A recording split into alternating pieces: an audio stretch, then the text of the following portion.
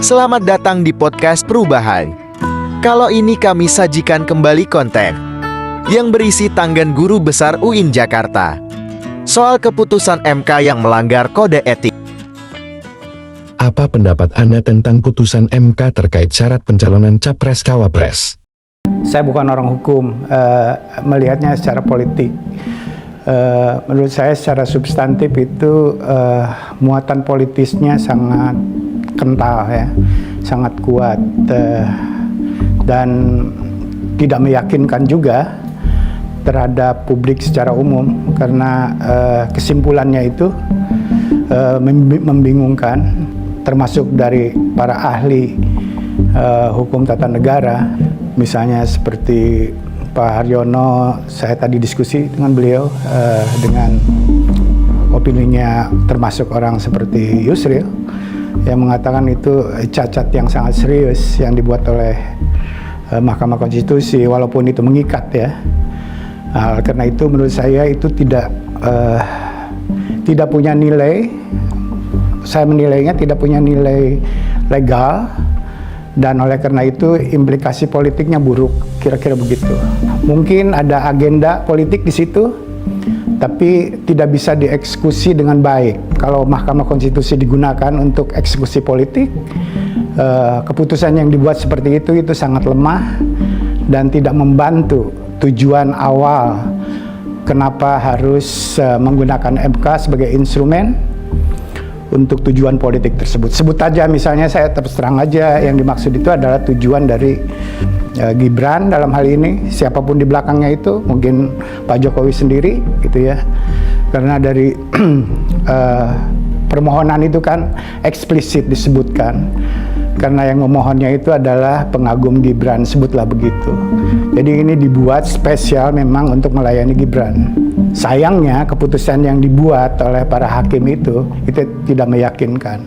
Menurut saya target politiknya tidak tercapai. Apa dampak putusan MK itu bagi demokrasi? Pertama adalah demokrasi itu salah satu unsur yang penting adalah mengakui rule of law. Gitu ya, itu sangat fundamental dimanapun gitu ya. Demokrasi itu bersandar pada rule of law. Jadi bukan hanya partisipasi dan aspirasi dari masyarakat dari bawah, tapi juga harus konstitusional. Nah, karena itu kalau aspek hukum rule of law-nya itu tidak independen, diintervensi, saya melihatnya itu diintervensi oleh eksekutif gitu ya. Maka di sana kemudian tidak ada independensi penegakan hukum atau rule of law di dalam negara, dalam demokrasi kita, dan itu ancaman yang sangat serius. Salah satu unsur yang sangat penting dari demokrasi itu untuk membuat sebuah demokrasi itu matang adalah ada yang disebut sebagai constraint dari judikatif dan legislatif terhadap eksekutif. Constraint itu artinya kontrol. Ya, kontrol itu dimungkinkan kalau dia independen.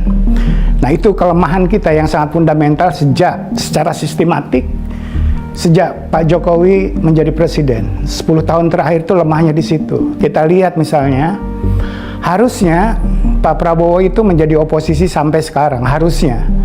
Oposisi itu dibutuhkan untuk tadi legislative constraint of eksekutif. Jadi kontrol DPR dalam ini terhadap pemerintah itu wajib hukumnya. Nah, itu yang mencirikan sebuah demokrasi yang semakin matang. Dengan Pak Prabowo atau dulu ya Golkar dan sebagainya, itu kan kebanyakan partai itu pendukung Prabowo waktu 2014. Tapi masuk di 2015 sebagian pindah ke Prabowo, pindah ke Pak Jokowi. Sehingga kemudian kontrol dari DPR menjadi lemah. Memasuki setelah pemilu 2019 semakin menjadi-jadi. Prabowo-nya sendiri berada di dalam pemerintahan Pak Jokowi. Oleh karena itu udah menunjukkan indikasi kematian check and balances, rule of law dari demokrasi kita. Anda setuju ini termasuk bentuk dinasti politik? Bahwa kita lihat aja prosesnya ya, apakah ini dinasti atau bukan gitu ya. Kalau kita lihat mestinya secara etik ya, saya kira di semua lembaga penegak hukum adalah kalau ada hakim yang punya hubungan khusus personal dengan orang yang mengajukan kasus, mestinya dia independen, mestinya dia tidak ikut di situ. Itu pertama. Untuk kasus yang pertama, untuk soal umur, ya, umurnya itu tidak mesti harus 40 tahun, itu kan yang diajukan oleh banyak, termasuk oleh teman dari PSI gitu ya. Itu kan ditolak semua setuju dengan itu. Dan Pak MK ini tidak berada pada pihak yang mengambil keputusan di situ. Tapi begitu dalam perkembangannya ada pengajuan yang berbeda dengan memberikan eksepsi bahwa kalau dia berpengalaman menjadi elected official seperti wali kota, seperti bupati dan sebagainya, bahkan mungkin jangan-jangan kepala desa juga gitu ya, itu juga elected official, kepala desa itu gitu ya, itu boleh misalnya. Nah itu di situ Bapak Ketua MK ikut sebagai hakim di situ yang ikut memutus. Kita tahu kan suara yang betul-betul membolehkan permohonan itu kan tiga hakim gitu ya, termasuk Ketua MK itu sendiri gitu ya. Dan oleh karena itu saya tidak melihat di situ itu betul-betul murni objektif sebagai proses judicial berlangsung di MK gitu loh. Saya melihat itu lebih unsur politiknya tadi seperti saya katakan itu sangat kental. Dan politiknya juga bukan politik yang kita harapkan, tapi itu politik nepotisme gitu ya. Politik yang mengorbankan kepentingan publik untuk hubungan keluarga atau hubungan kekerabatan dan seterusnya semacam itu. Sederhananya politik dinasti itu adalah politik yang diperoleh karena hubungan darah, karena hubungan kekeluargaan, di mana di situ dalam hubungan tersebut ada pihak yang sedang berkuasa. Itu dasarnya itu. Kalau Gibran maju sekarang, bukan hanya maju sebagai wakil presiden, nanti sekarang pun dia jadi wali kota, itu tidak bisa dipisahkan dari konsep politik dinasti itu. Karena apa? Bayangkan ya, dalam proses Gibran menjadi wali kota saja, contohnya di Solo, itu hampir dia tidak menemukan lawannya. Saya dengar, tapi saya tidak punya bukti empiris bahwa lawannya pun itu sengaja dibuat, gitu loh. Karena tidak ada orang yang mau bersaing dengan Gibran. Begitu kuatnya Gibran. Kalau anak saya di Banten sana, misalnya mau jadi seorang bupati di Serang, misalnya di sana, siapa yang peduli? Karena saya bukan siapa-siapa. Tapi seorang Gibran itu punya nilai politik yang luar biasa besarnya karena bapaknya seorang presiden gitu. Jadi bagaimana kita tidak bisa mengatakan bahwa nilai politik Gibran itu tidak bisa dipisahkan dari Jokowi? Itu faktanya memang kebesaran Gibran, kebesaran Kaesang tanpa perkaderan partai, hanya dalam tempo beberapa hari saja kemudian jadi ditunjuk atau diangkat menjadi ketua umum partai politik. Kalau bukan anak Jokowi, maaf ya sama Kaesang, bukan saya merendahkan Anda gitu ya. Tapi faktanya begitu. Normalnya kalau Pak Jokowi care dengan demokrasi kita tanpa koalisi, tanpa dinasti, tanpa politik dinasti, mestinya kita moratorium dulu. Papa ini presiden, potensial dimanfaatkan oleh orang, gitu ya. Orang pada datang ke sini untuk kepentingan bisnis ataupun politik. Para broker pada datang kayak begitu karena kekuasaan, jaringan, resources yang ada yang bisa digerakkan oleh presiden. Gitu. Kalau dia bukan presiden, dia tidak punya resource yang cukup untuk mobilisasi tersebut. Oleh karena itu, seharusnya normalnya kalau di concern dengan ini, tunggu papa pensiun jadi presiden. Silahkan nanti Anda maju.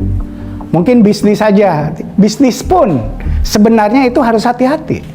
Karena tadi bisa potensial orang mau bekerja sama bisnis dengan Gibran, dengan Kaesang, itu karena pertimbangan bapaknya seorang presiden. Gitu loh. Jadi supaya tidak ada konflik of interest kayak begitu, seharusnya moratorium dulu.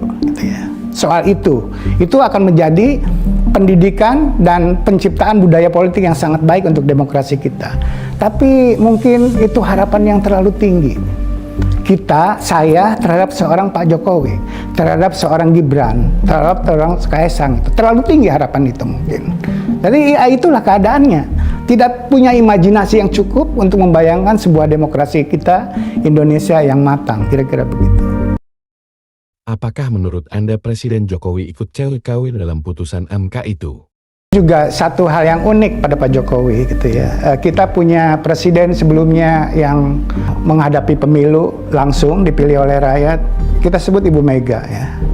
Seingat saya kalau dibuka digitalnya, saya tidak melihat Ibu Mega melakukan mobilisasi kelompok-kelompok kepentingan di dalam menjelang pemilihan umum kecuali partainya sendiri, kira-kira begitu. Nah, itu wajar karena dia ketua partai.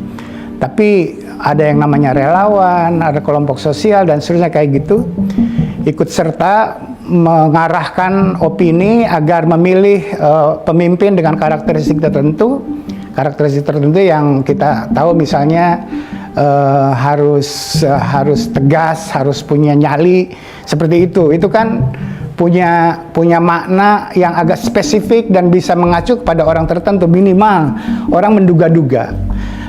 Persepsi ini Pak Jokowi sebenarnya menginginkan siapa. Dia sebagai kepala negara, kalaupun dia punya preferensi, mestinya tidak terbuka kepada publik. Kalau itu udah kampanye namanya. Dan saya melihat pada kasus, bukan hanya Ibu Mega, pada kasus Pak SBY pun tidak dilakukan itu. Walaupun Pak SBY punya preferensi, saya tahu gitu ya, yang harusnya siapa.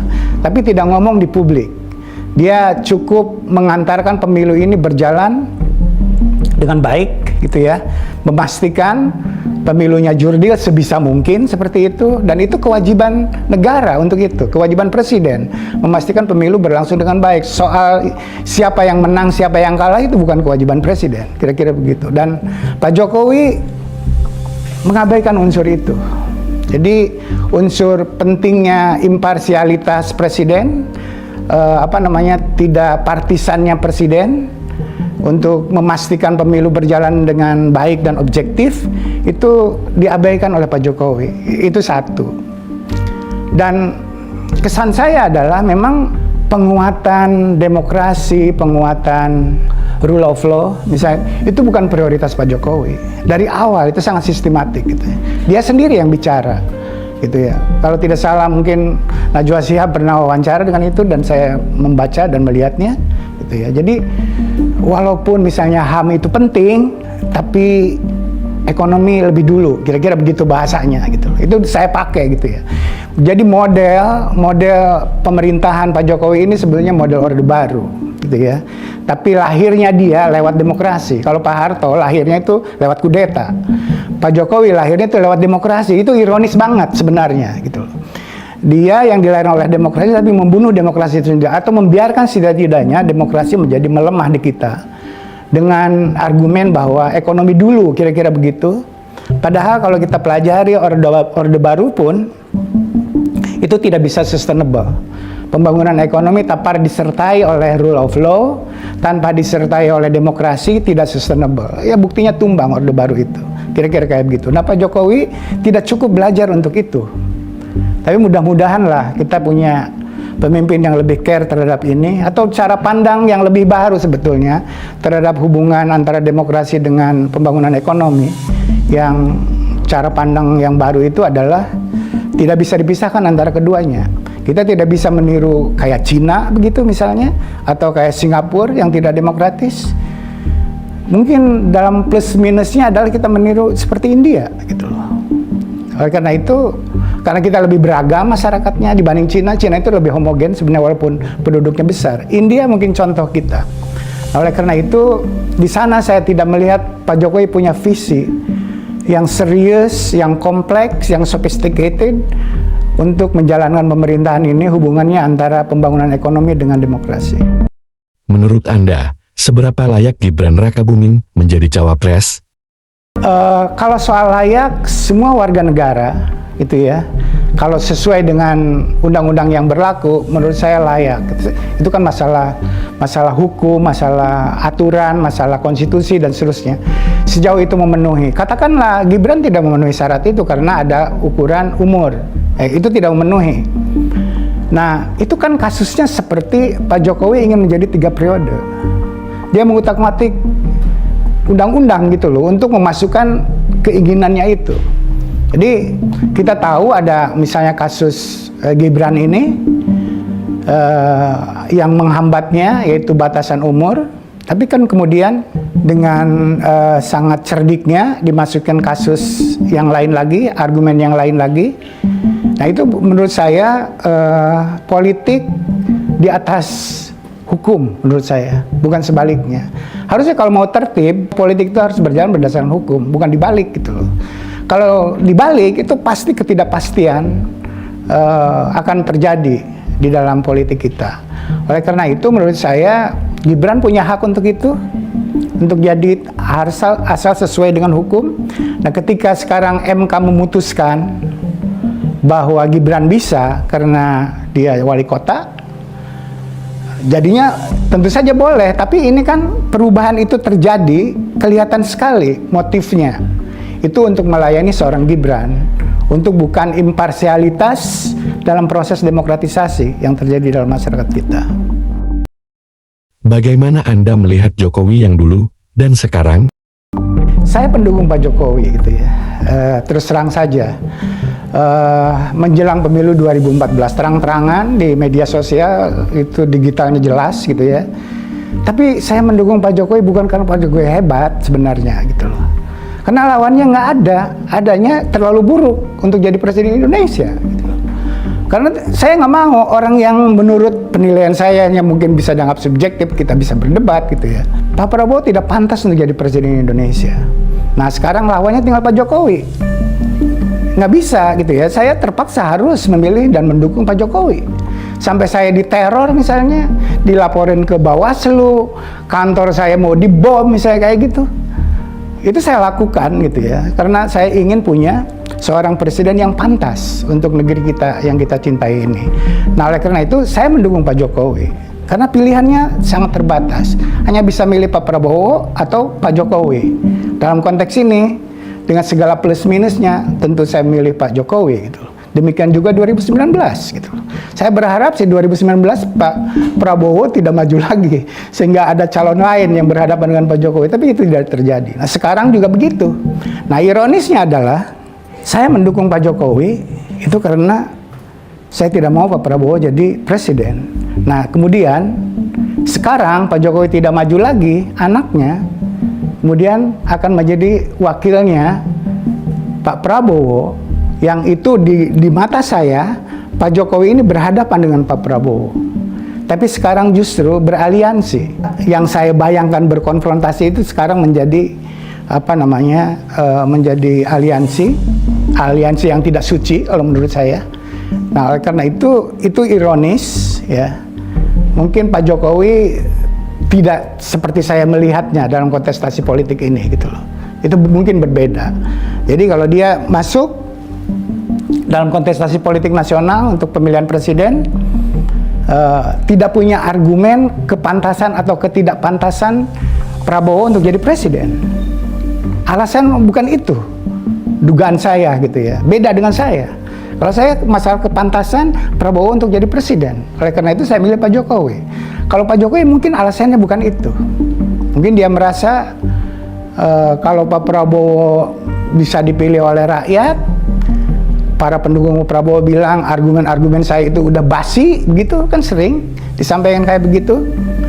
Mungkin Pak Jokowi juga berpikirnya seperti itu. Kalau masyarakat banyak akan mendukung Pak Prabowo, bagi Pak Jokowi tidak masalah. Dan kecenderungannya adalah Pak Jokowi ingin mendukung siapapun yang kemungkinan akan menang. Nah, di dalam observasi kita, memang Pak Prabowo ada peluang untuk menang kali ini gitu loh.